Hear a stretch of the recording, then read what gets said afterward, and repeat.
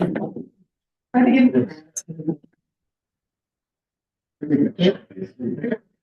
evening, ladies and gentlemen. I take a moment and welcome you all to the Newburyport Zoning Board of Appeals for the hearing of January 13th, 2026. Happy New Year to everyone.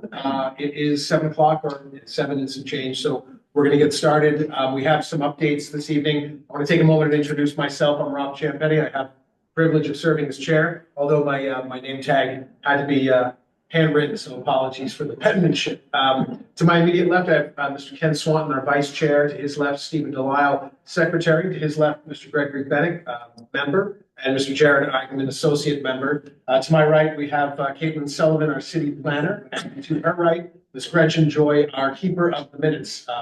Typically what we're going to do this evening, we have several matters on the agenda. However, all but one of those matters have been requested by the applicant to continue. So typically what we do when all of these notices were uploaded to the city's website, so that anything that we receive, it's available to the public as well. So what I typically will do is, before we get into the details of hearings this evening, we'll go through the continuances first, just in the event that anyone is in the room this evening with respect to any of the 4 applications, which is 10.5 Auburn Street, 9 Bromfield Street, 29 Oakland Street, and 10 Christopher Street. Those 4 applications are the applications for which the applicant has each requested continuances. In case anyone's in the room with an expectation to speak in connection with those applications, we like to get that business out of the way so as to not impose upon any more of your evening than is necessary.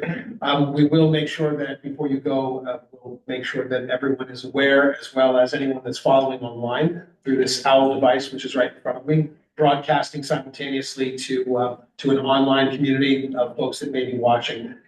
We make sure that everyone in the room and everyone online knows what date we'll be coming back for those applications. So without further ado, I'm going to just call the roll now that we've introduced the board. We'll establish that we have a quorum. I'll indicate for the record which of our members, which is going to be obvious, which 5 of our ZBA members will be the voting members. And hint here, spoiler alert, it's going to be everyone you see. And then we'll get into our public hearings with the continuances first. We will be doing the application for 25 Summit Place in full. So that will be the only application going forward. So calling to order the Newburyport Zoning Board of Appeals with a roll call. Mr. Swanton here, Mr. Delisle here, Mr. Bennett here, Mr. Eichman here, and Rob Ciampetti, I'm here. That's 5 present. That is a quorum, and our 5 voting members for the record will be each of the members that you see seated up here this evening. What we typically do is we will hear from applicants first, then we will hear from any members of the public for public comment. If you're here for an application that's being continued, this is going to be informational for next time you join us. But the way our workflow typically moves through an evening is we will hear from the applicant on the presentation of an application. That's the first segment of a ZBA hearing, at which point we invite an applicant and applicant's representatives, our architect, engineer, attorney, designer, all of the above, any of the above to present. We do ask that anyone who wishes to speak to kindly take the podium so that we can record, so that Ms. Joy can copy notes, and so that anyone who's online can also hear everything that's being said. We ask that during the second segment, after we hear from the applicant, we close that portion called presentation, and we go to public comment. Public comment is when any member of the public, whether here or online, is invited to stand, take the podium, and give us your name and address and your thoughts. Whether you wish to identify yourself as pro or against is up to you entirely, though there's no need for you to fall in either of those columns, though you may choose to do so, and that is certainly welcome. You may also simply choose to just share your thoughts, and it doesn't need to be in any specific column. We just want to hear from members of the audience, members of the public. We do ask that folks keep comments to 2 minutes. I have fairly wide discretion, and we exercise it with great courtesy to anyone who wishes to speak. If something's going egregiously long, I will do my best to, as delicately and politely as possible, to signal to that individual. And it's so that anyone else who may wish to speak has time to do so. Once we go through public comment in the room, I will then seek a show of virtual hands online. Anyone who wishes to speak online will identify themselves, will unmute their mic, they'll do the same, and they'll do the exact same, give their name and address, and share their thoughts. Once we've gone through the room and the online community for public comment, we close that second portion and go to the third, which is questions from the board. If anyone does wish to give comment on an application in the form of a question, please know, and I like to say this up front, please know that while we won't be able to respond directly to your question, please know that we mean no discourtesy in that. That is not a shrug of the question at all. It's simply the format by which we run these public hearings by a version of Robert's Rules of Order. We will hear, however, anything that you have to say, and if it's framed in the form of a question, it's at your preference, that's fine. You may very well hear a paraphrased or a verbatim version of your question in that third section called questions from the board. So feel free to make your public comment in the form of a question. If you do so and you don't hear a response from us, please accept my apology in advance. As a courtesy, we want to make sure we let you know that so you don't feel as though you're being not being listened to. So once we go to questions from the board, members of the board will pose questions to the applicant's representative. They will restate, reframe, or perhaps even repeat questions that may have been raised in public comment.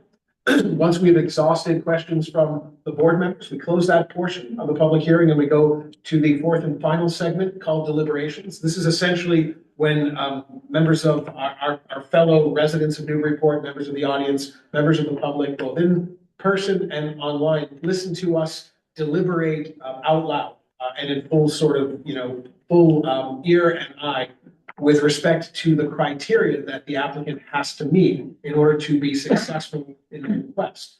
Every application is a request of the Zoning Board of Appeals to grant relief of a denial of a building permit. It is in the form of either a special permit for nonconformities, a variance, combinations of those things, but each of those elements has a specific legal set of criteria, which you'll hear us talk about, and we will discuss out loud whether or not we feel the applicant has met that burden, whether they have, whether they almost have, whether they haven't. All of that gets discussed out loud. At the conclusion of that deliberation, I will then close deliberations, at which point I invite a motion from a member of the ZBA. The motion is always made in the affirmative, so it's always in the form of a motion to approve. That doesn't mean that member plans to approve or vote in favor of or support the ultimate vote. It's simply a procedural format by which the motion is made. It's then seconded by another member, at which point we have a motion and a second. I call the roll, and we will take a vote. And in order for the application to be successful, 4 of the 5 members up here have to vote yes. If 4 of the 5 voting members vote yes, the motion carries and the application is approved. That's essentially the crash course on zoning. I appreciate your indulgence. I always do this so that anyone in the room who may not have been here before has an idea of what to expect in terms of work. So with that having been said, we can now get into our 4 continuations. The first of which is a request from the applicant, Charles Griffin, on 10.5 Auburn Street. This is a continuation from October 28th, 2025. It's a variance request to allow a short-term rental unit on a parcel adjacent to the owner's primary residence. The applicant has requested a continuance to March 10th, 2026. I believe Attorney Bolop represents the applicant and has made that request. Is there anyone in the room who wishes to be heard on the request? Seeing no hands, members of the ZBA, we have a applicant request. Oh, there's a hand. I'm sorry. Hello. Hi, Patricia Peckman for Dove Street. I'm sorry, I should step out on this, Steve. Yeah, sure. Hello. How are you? Hi, how are you? Nice to see you. I want to respond to some things that were said at the business meeting. Mr. Roloff said that he anticipated returning and asking that the reference in the 2019 variance decision about the 2019 PR be deleted. And I would support that. I have no objection to that, should he come back with that. But I did want to say a couple of things about the history of the prior variance and then ask if we could wait to hear the new variance until the other variance is resolved. I'm gonna have to do something that's gonna feel very discourteous on my end because of the respect of the board that we share. But the format of what we're doing right now, I have to limit strictly to the procedural request of the applicant to continue, because if I take anything substantive, and I hope you understand this, it's no disrespect, but I would want to ask you the courtesy of just, if you could hold that and those thoughts to bring those to bear when we actually open the public hearing, because I won't have any way to, there's no way to filter a process. May I ask a question about Of course, continuance? I hope you understand. Oh, I completely And understand. Thank you. I suspect you do, but I do. About continuances, is there a limit on the number of continuances on any application? Is there a limit to the number, or is there a time limit? You know, within a year, you have to come back. Is there no time frame? Because it's really hard for us, and I see a lot of people here to talk, you know, on this matter of the old jail, and it takes our time and we schedule around it, and then the can is kicked down the road a little further. So It's is a there good any, you know, can I plan my calendar? Is it any way that I can know when to come back, and that these other folks who are here on the same matter can know when to come back? Yeah, no, it's a very fair question. I'll say that in the practice of the board, in my experience on this board, and perhaps the observational experience of others, is that we apply discretion, as well as careful eye and thought to requests for continuances that are continually continued, because for all of those very obvious reasons, you know, we all live in the world as well, and so we want to be thoughtful and mindful as well as courteous to the applicant's procedural request and their right to make requests to refine an application. But we also look with a careful eye as a board as to whether or not this is refinement or simply, as you put it, can kickery. And that is something we're very much on guard for. I will say that in the past,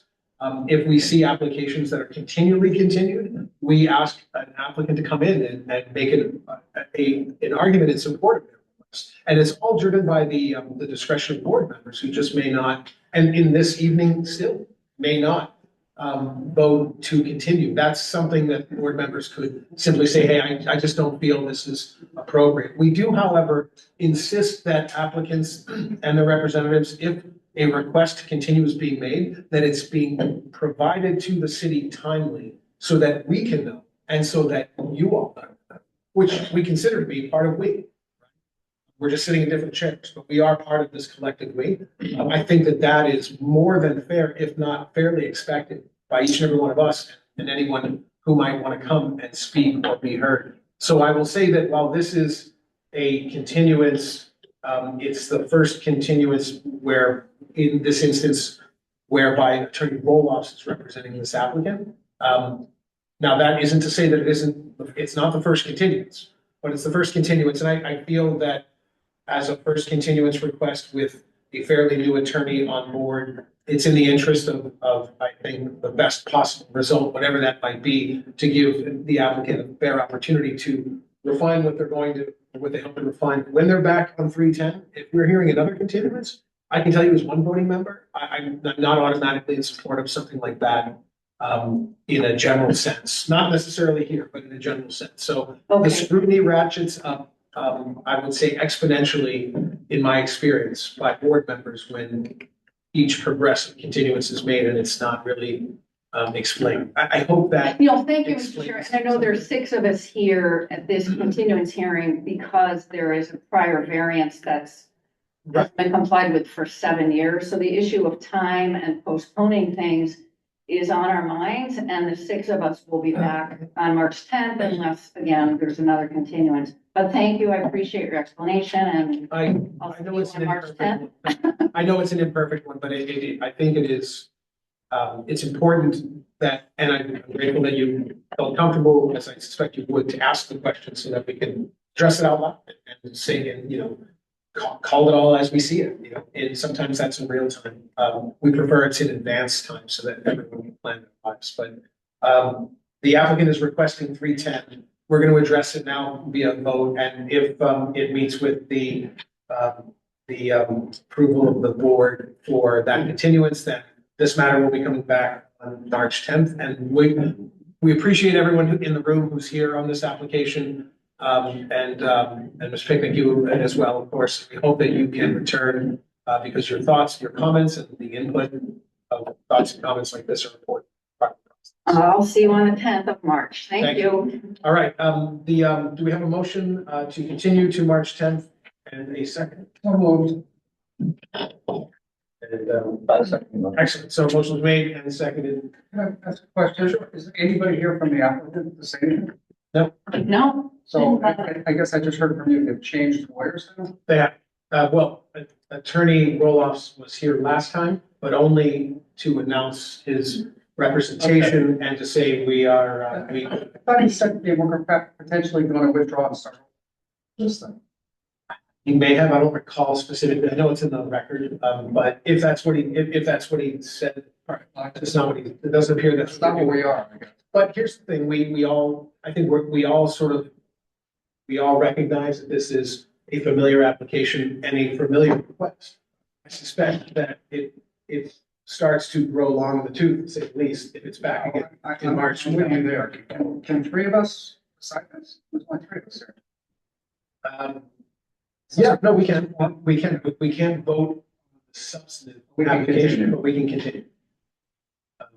Otherwise, we would be a stale board, with no ability to do anything, with respect to this request. So, do we have a motion from Mr. Swanton and a second by Mr. Bennett, calling the roll on the motion to continue to March 10th, 2026. Mr. Swanton? Yes. Mr. Bennett? I say yes. Note that it would appear that the request for extension was filed on January 8th, dated January 8th. I presume that it was uploaded. So I think that would be adequate time for interested to check the file to determine whether or not that it might have been made in any manner of interest. I also note on this someone an overlay with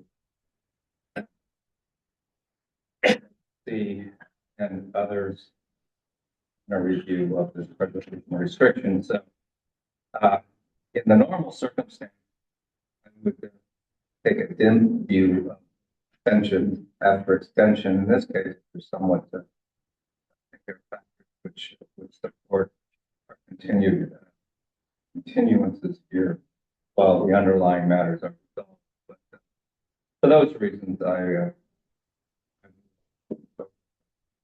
Is dog's breakfast an expression? Am I just not familiar with that? Did you say dog's breakfast? I do. Is that a thing? No, so sorry, you threw me up. Yes, no, it's all good. I'll try to just tell you the story.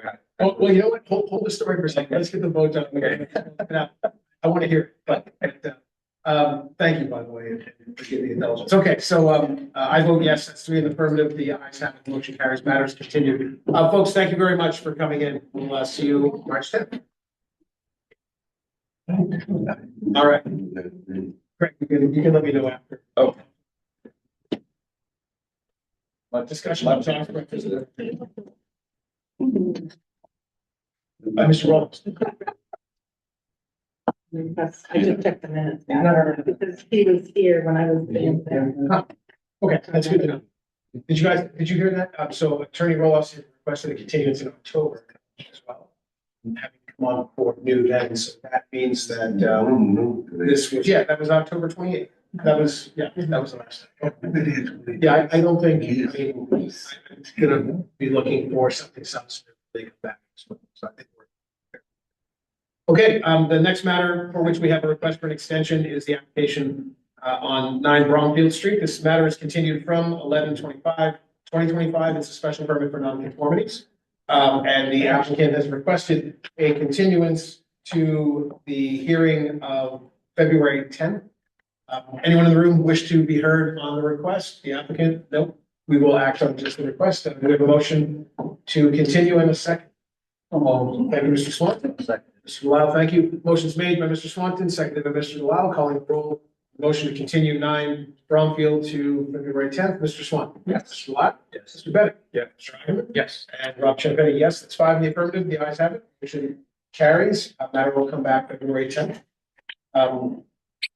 The application of Joppa Design, 29 Oakland Street, a special permit for nonconformities. The applicant is seeking a request to continue to February 24th. Do we have a motion? Anyone in the room wish to be heard from Joppa Design? No? We have a motion to continue at a second. So moved. Thank you, Mr. Swanton. Thank you, Mr. Delisle. Motion's made and seconded. Calling the roll, Mr. Swanton. Yes. Delisle. Ben. Yeah. Mr. Ivan. Yes. And Rob Champetti votes yes. That's 5 in the affirmative. The ayes have it. 29 Oakland Street is continued to February 24th, 2026. And finally, 10 Christopher Street is the application of Kyle Harrison. This is a special permit for nonconformities. The applicant is seeking a request to continue also to the meeting of February 10th, 2026. Anyone in the room on 10 Christopher Street? Seeing no hands. Do we have a motion to continue in a second? So moved. Thank you, Mr. Swanton. Thank you, Mr. Delisle. Calling the roll, Mr. Swanton. Yes. Mr. Delisle. Mr. Bennett. Yeah. Mr. Eigenman. Yes. Champetti, yes. That's 5 in the affirmative. The ayes have it. 10 Christopher Street is continued to February 10th.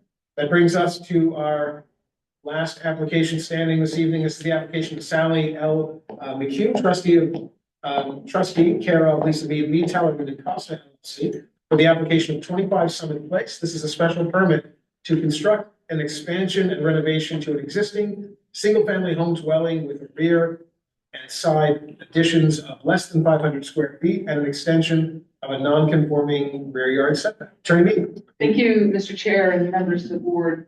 For the record, Lisa Mead, Teller, 33 Street in Newburyport. And with me this evening is Sally McHugh, the owner of the property, and the architect on the project, Andy Sidford, who will also be participating in the presentation. If you go to the next slide. So the property is at 25 Summit Place. It backs up against the middle school for all of those who are familiar with it. And so there's I'm just going to set up there's a pretty good slope that goes from the street back to the back of the property, which we'll talk about related to that back deck.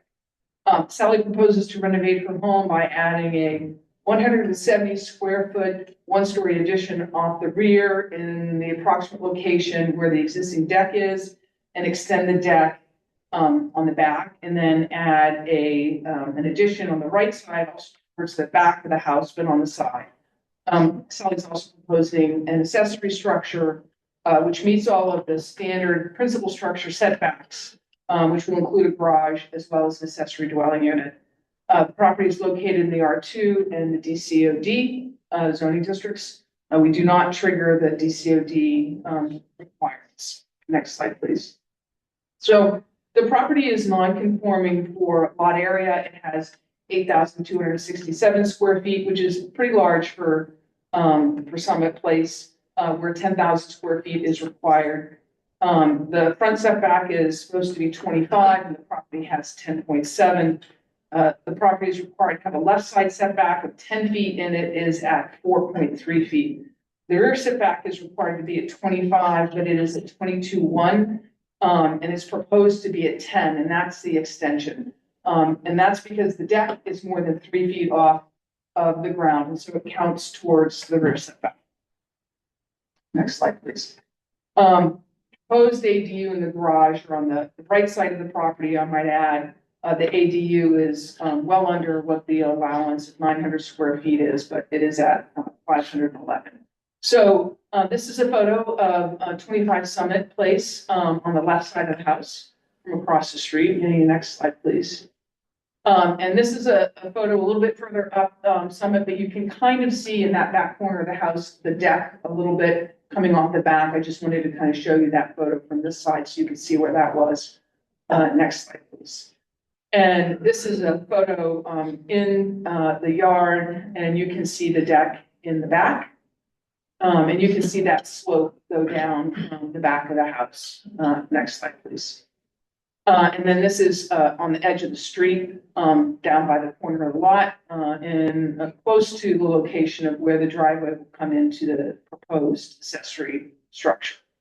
And then where that bay window is on the side of the house toward the rear, that's where Andy will show you where that proposed addition is gonna go. Next slide, please. And this is just a little bit further away, so you can see how long this lot is, or linear, I guess I would say, along the street. Next slide, please.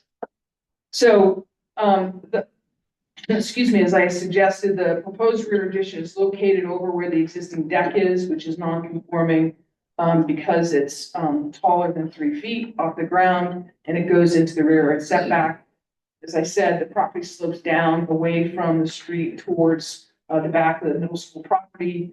The rear addition is approximately on the same foot as the existing deck and is 144 square feet, just to give you an idea of what the size of that rear addition is. And then the new deck is to be extended 10 feet from the rear property line, but that's at a point. You'll see when Andy presents the plans in a minute, and when I present the site plan, that it actually goes at an angle away from the house. So the bulk of it is away from the house towards the middle of the yard. And the addition is on the right side of the home, is located, as I said, towards the rear of the structure, and it has a footprint of about 270 square feet. And Andy will review that as well. Next slide, please. So, sorry about this, a little bit light line, but Caitlin, if you could just blow it up a little bit, it becomes a little bit easier to see. So in the very light gray, you can see where the existing deck is underneath the proposed addition. And thank you. And so the proposed addition runs along the back of the house. And then off of the addition is the deck. So there's about a 10-foot extension off of the proposed addition directly along the left side of the house. But then you see how it runs away from the sideline, and then it gets closer as you get closer to the middle of the lawn. So you have the 10-foot setback there. And that's the proposed extension of that rear yard setback. And most of it, as you can see, is a new deck as opposed to the addition, which is in the same area as the existing deck. And then on the right side of the house, you'll see the proposed addition, which Andy will review. And then, excuse me, over to the right-hand side of the plan is the proposed new driveway and the accessory structure. So you'll pull into the 2-car garage, and then there's a little part of the ADU on the first floor, and then the rest of the ADU on the second floor. I will note, and you'll see this on Andy's plans, that since this meets all the setbacks, technically you could have a 30-foot tall structure.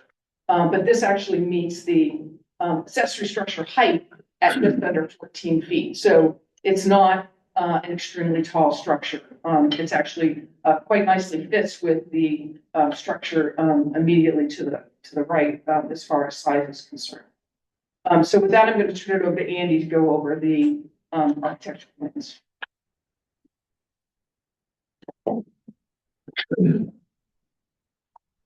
Hello, everyone. My name is Andrew Sifford. Practicing here for about almost 4 years now. So when we worked with Sally, the intention here was to add some much needed space to the first floor, and for us, it's usually the same intent always, which is to blend in this case, to make it essentially blend in and look as small as possible on the outside and blend it into the original style of the house. And so the reason why we have 2 additions is that allows us to take the gable roof form off the house and keep it at a modest scale we needed. And also the client really wanted to preserve the trees. So by using 2 small additions, that allows us not to infringe on the large trees in the center of the property. So this drawing shows the existing on the left. So you see on the proposed on the right is the family room addition, has a gable roof.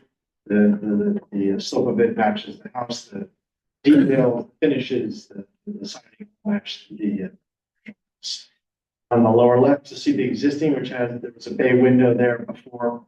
Strange detail, bay window tucked under in a second floor addition. So that's where the addition actually joins. You see the roof form fits underneath the original eave line, tucks in the corner, so it allows us to resolve that gable roof form against the original house. And you see the extension on that same drawing, you see the extension of the rear addition comes out as modestly as we could just on first floor. That shows the deck as well, and it's this elevation that this shows it extending out to the point, but that's a little misleading. At least noted, it extends out to a point rather than that full extension. The reason we do that is multiple reasons. One, because we had to connect a couple of areas on that. We could go back to the first floor plan or site plan one. Yeah, so if you zoom in on that, so you see the reason the shape of that deck has to do with we're trying to get a seating area and connect the door, connect the stair. Rather than fill that into a large rectangle, that keeps it, cuts down on the view lines from the neighbors to the left. And yet gives us our circulation space. We want a little area next to the addition and by the door to the new addition, but relatively small area just hangs out the that sloping site. While we're on this site, what isn't shown is that there are some substantial trees, as I said, I wanted to save. So the location, we were pushing and pulling a bit to try, we pulled that addition back the sides actually to make sure, working with artists, that we didn't infringe on the root structure. On the right, that ADU, a same thing, we're trying to keep that in keeping with the style of the house and keep it as modest as possible. So we use the same, you can go on to the drawing.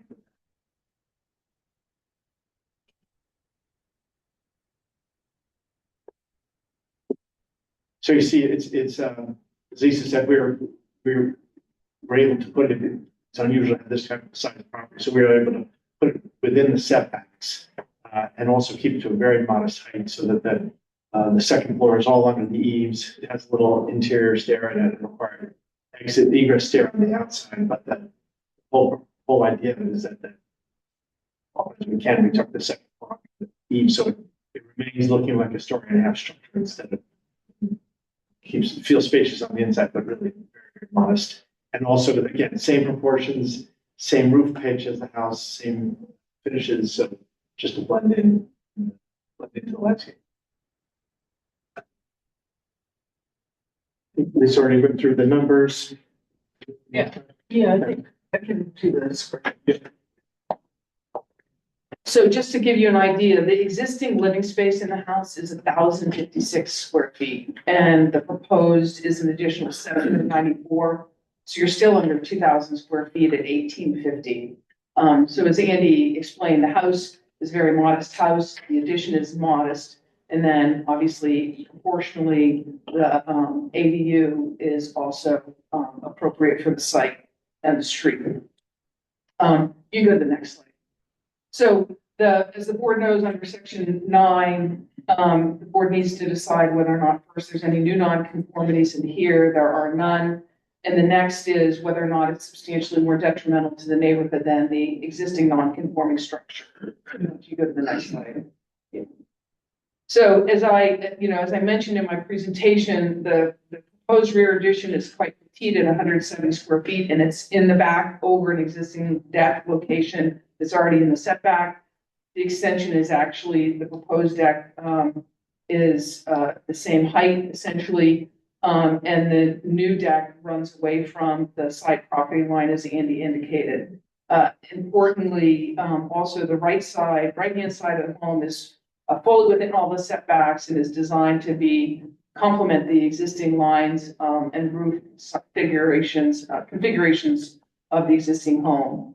Also, the addition of the garage and the ADU are also appropriately sized for the property, and as the structures go down the street, there's a smaller structure to the right-hand side of this lot as well, and that's appropriate. And as I noted, the ADU is 511 square feet. Additionally, this lot is not the only lot in the neighborhood that has an accessory structure. There are a number of accessory structures, everything from sheds to one-car garages to larger garages. So if you could go to the next slide, please. So here's the aerial view. You can see the outline in blue with the red dot, that's the property. And I really have to say, I just do not like the new My Maps system. So you can't get rid of those like white, you can't tell what the difference is between the house and the driveway, but the white strips are the driveways, and you'll see a number of outbuildings along, particularly along the opposite side of the street. And I have photos of some of them, but not all of them. So next slide, please.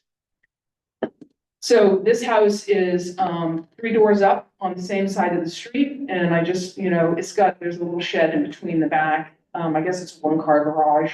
But anyway, there are a number of different styles of houses on the street, and some are 2-family, some are single-family, varying sizes as you go down the street. So this is 3 doors up on the same side of the street as 25. Next slide, please. This is looking down in the opposite direction, so you can see 25 is the yellow house on the left-hand side, and then there's a dark house right next to her, and then that double house up the street. Next slide, please. So this is the house to the left of the property, the immediate adjacent house to the left. Next slide, please. And this is across the street, up a couple of houses, couple of doors. Next slide, please. This is 4 doors up on the same side of the street, and you'll see a garage behind that fence there. And given, you can see this slope issue all the way up and down the street. Next slide, please. Then here's a 2-car garage, opposite side of the street, about 2 houses up. And next slide, please. And so this is directly across the street, and you see a little garage at the back of that driveway. Next slide, please. This is a couple of doors up on the opposite side as well. You've got that 2-car garage there. And the next slide, please. And this is the house immediately to the right or the south of 25. And so with that, we request the board find that the proposed addition is not substantially more detrimental to the neighborhood than the existing non-conforming structure, and grant a special permit. Thank you, Attorney Mead. Super. Anything further in presentation? No. Great. We'll close that. We'll go to public comment. Anyone in the room wish to speak in connection with the application? Seeing no hands, we will go online, and anyone who's following online, if you wish to speak in connection with the application, just kindly raise your hand and we will open your mic. I don't see any, so that should be easy. No one's logged on, so no hands in the rooms. We'll close public comment. No questions. Anyone want to kick things off? Particular order meeting.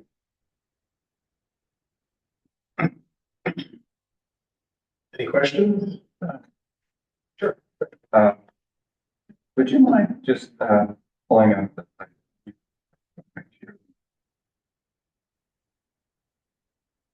the only relief, the reason you're here, Attorney Mead, is because the proposed deck That intensifies the side yard setback.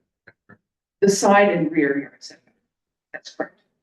And, as we look at this, do we have any word from the neighbor on the other side of that property line where they're feeling about this one way or the other? Nope, Sally's been talking to them.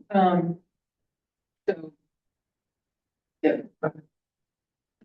Maybe that neighborhood is fine. Oh, okay. There you go. Sorry. I chatted with you earlier, but I didn't know that. Yeah. I didn't ask for your credentials.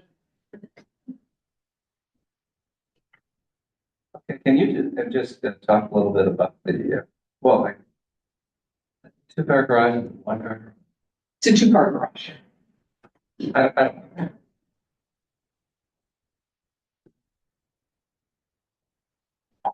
Any other questions? I'll ask a question. I was just trying to keep track of these square footage. I see the assessors record, you say it's 1,056. Thing on the back is, there's 2 additions. One on the back is 170, and one on the side is 270. But somehow it adds up to 1,850. Is one of those additions 2-story?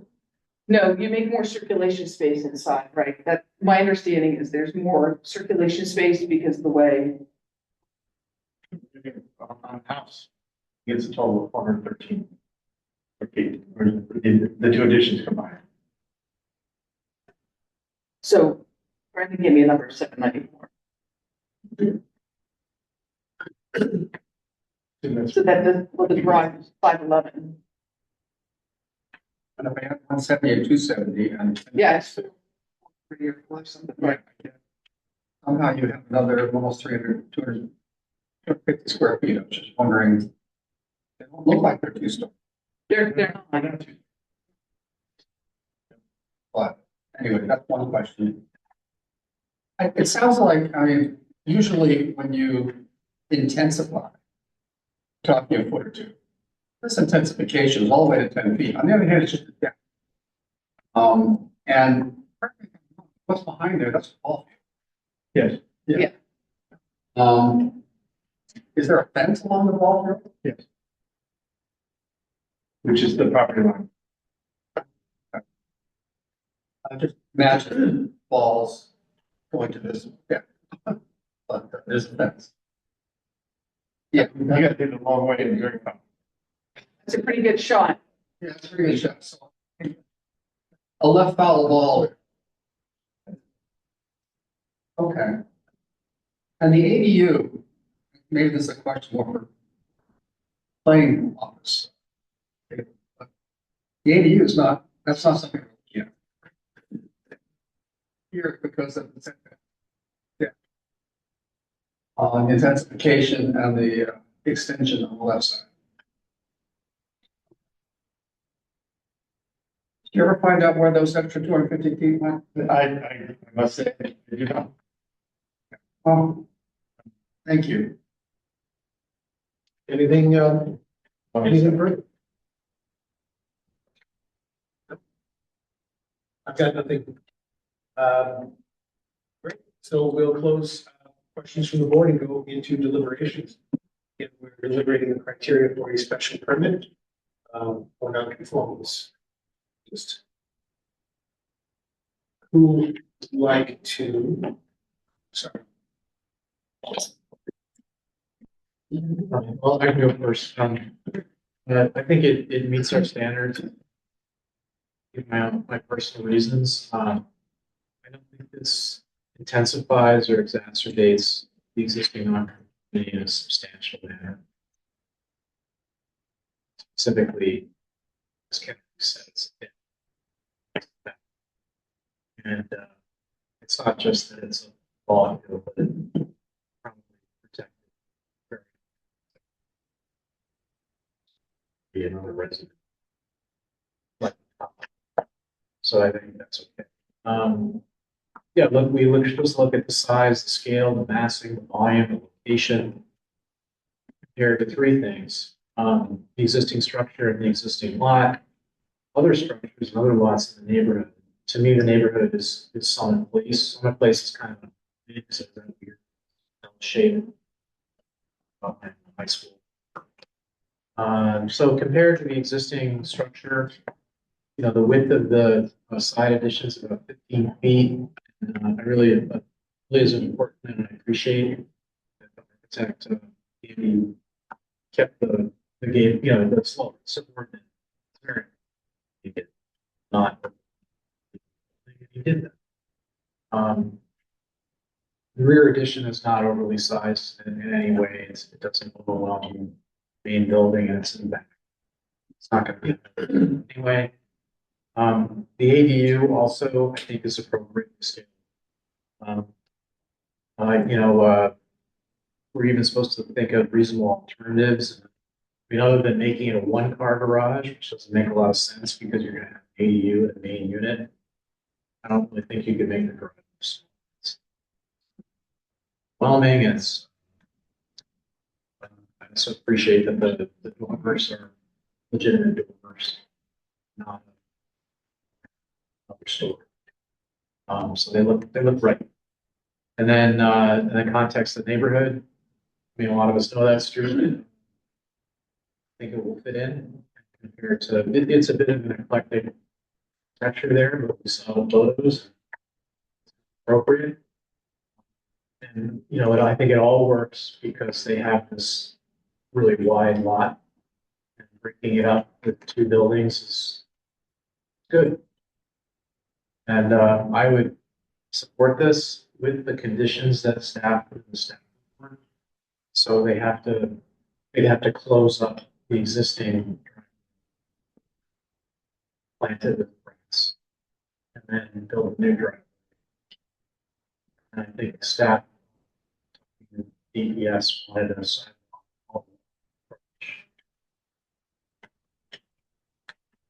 Excellent. Thank you for taking the time to walk through that. Further deliberation.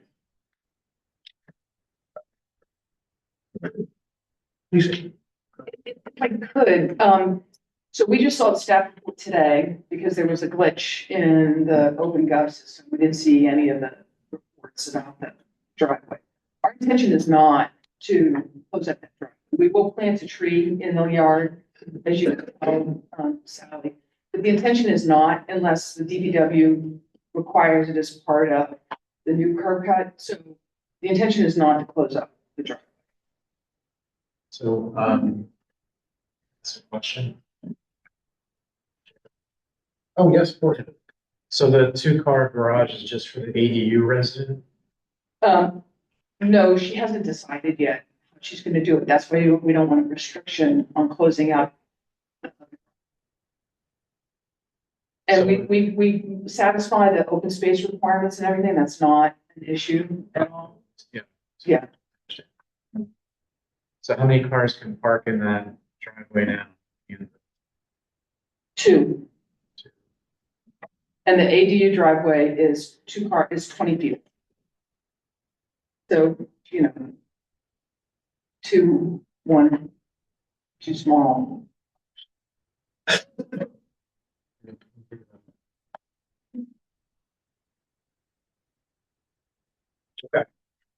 That change. Well, a little bit, Change I mean, the- we don't have, you don't want to have too many curb cuts and two curb get cuts for one lot, but it's also especially a wide lot. So I'm just trying to see what the pattern is in the neighborhood.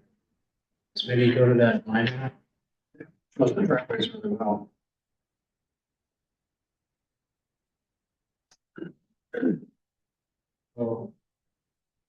So the driveway for the new ADU / garage, pretty much opposite house across the street.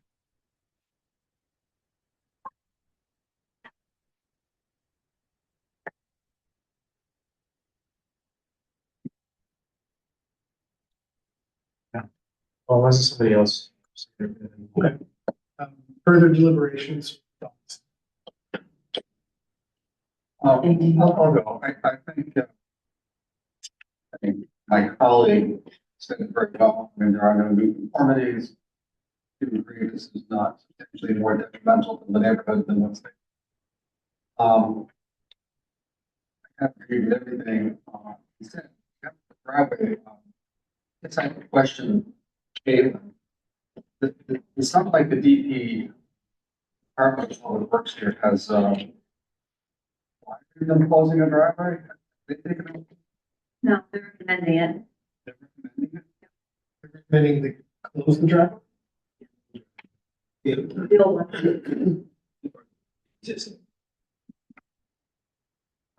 Did they know when they made the recommendation that the No. this is kind of unusual for us. Looking at the map, it is a particularly wide lot. Driveways do stand out very well on this. North side of this. There's a lot of active driveways. But I'm not used to going against the Department of Public Works recommendation. And it sounds like one where the communication may not have been there.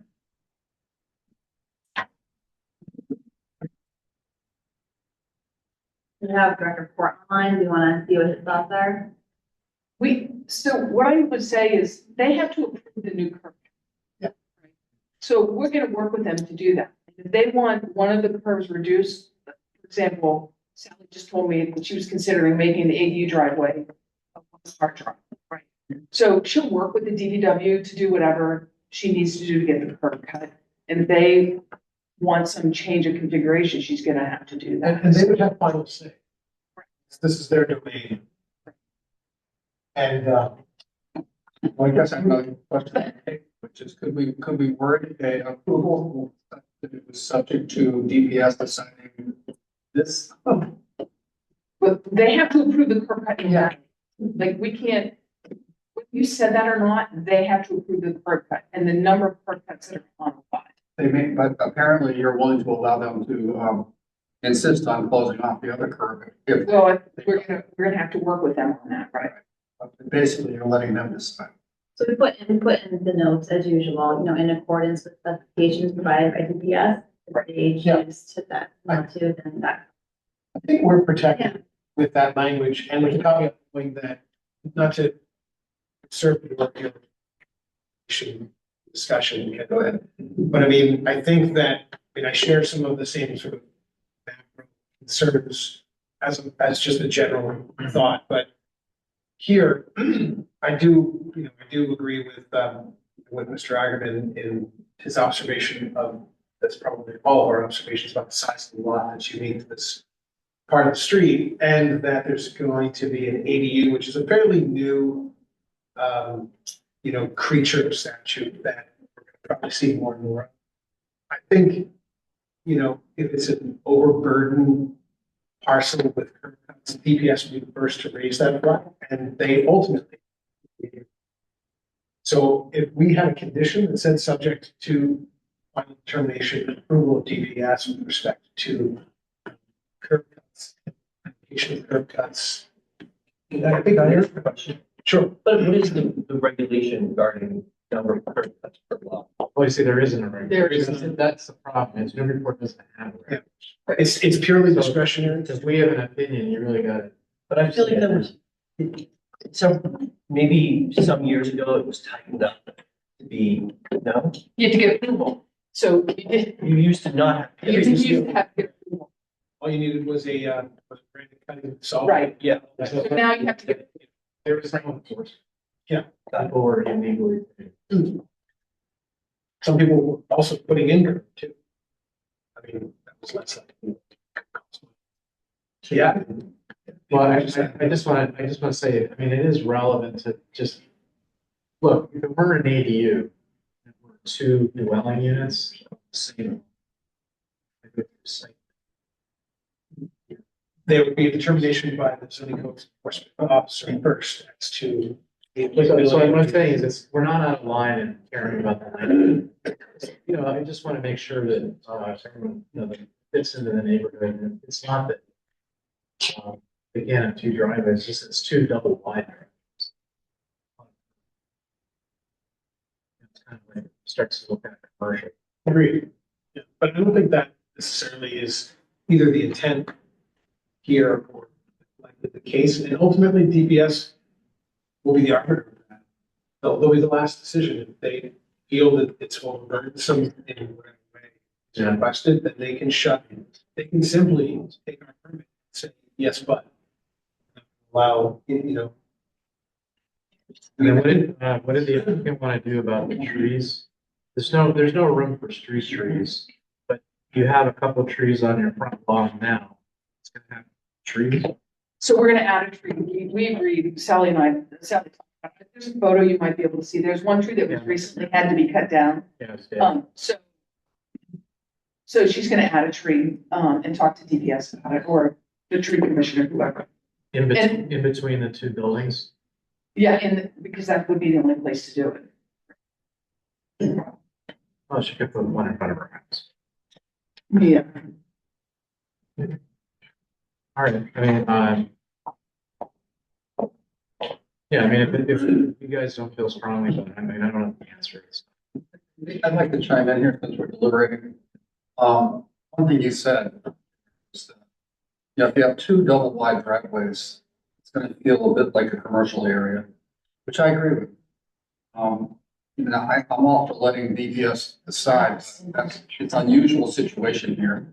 I prefer if one of the options wasn't two double wide driveways. That's just my take here. We can condition it, I mean, I think the applicant said that they anticipate requesting a single. We can make that condition if we still. Am I speaking for you? Yeah, I apologize. So we've just had this little quick. So the garage is a two-bay garage. Right. So we need to leave the double driveway. But we would take the one single wide at the house. So it would be single wide at the house and the, that's the proposed, right? So just have it, Will you agree to that tonight? yes. Right, now, I was, that's, so basically we have. Hang on, wait, I apologize. Like, one thing. What do you want? Oh, just, so what's there? One. So Keep the two house, keep the house as is and go to a single car driveway width at the garage. Because here's the thing, it can be single car at the apron and then widen. Right, that's what I was gonna say. Like, what's It doesn't the, have to be like, straight. yeah, it doesn't limit. So we, at the garage, do a single car width at the apron. Perfect, single car. Correct. Yeah, I think that, With that condition of approval, I was. yeah, I feel comfortable with that as well. Mr. Swan?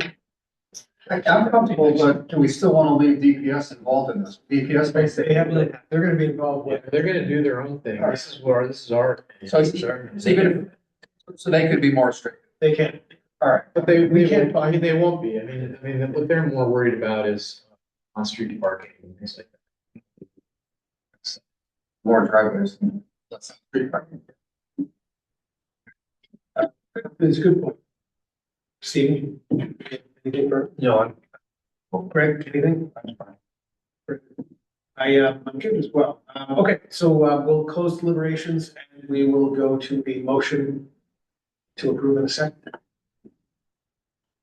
Feel free to- Well, I started on it, so I would move to for non-conformities on condition that the curb cut, the new curb cut to the ADU / garage be one car only. And that the sidewalk be replaced per staff's recommendation, the staff. Trees. Oh, and then a tree be planted in between the two buildings. I second. Motion made by Mr. Eichmann with conditions and seconded by Mr. Swanton, calling the roll. Mr. Swanton? Yes. Mr. Delat? Yes. Mr. Bennett? Yeah. Mr. Eichmann? Yes. I vote yes, it's 5 in the affirmative, the ayes have it, motion carries. And congratulations. Good luck. Thank you. Thank you very much. Very good, have a good evening. Okay, moving now to, we'll close our public hearings for this evening and go to our business meeting and the approval of the minutes of our last meeting. Any comments, changes? And if not, do we have a motion to approve the minutes? Oh, Gretchen, you didn't my chance, and I moved to approve. Second, all those in favor, aye. Opposed, no votes, the ayes have it, motion carries, minutes are approved, thank you. I have a quick question, yes, Which is, you asked for online people who might want to participate. I thought we were done with that. we were done with that as a, yeah, no, we adopted the rules, so anything that was filed still in the last vestiges of applications that were filed during the tenure, and so these are applications that continue from that era. So when can we look forward to? And as soon as we flesh through the last remnants of folks that came in under the old. so a new Any new application would not have. Absolutely, but that's not what any, that wasn't, so the, All right. that wasn't, so that's, yeah, we're almost there. Then I'll give you first honors, you can knock it. Get it traded in for something else. Like a boombox. Greg's gonna be in Florida, so we still need him typing in. All right, Well, so. I know, I'll still be using it, but we can look at it very, Yeah. Greg's picture. oh, that's, Bobble. that would be, we should get a Greg Abbott and sit him in the chair.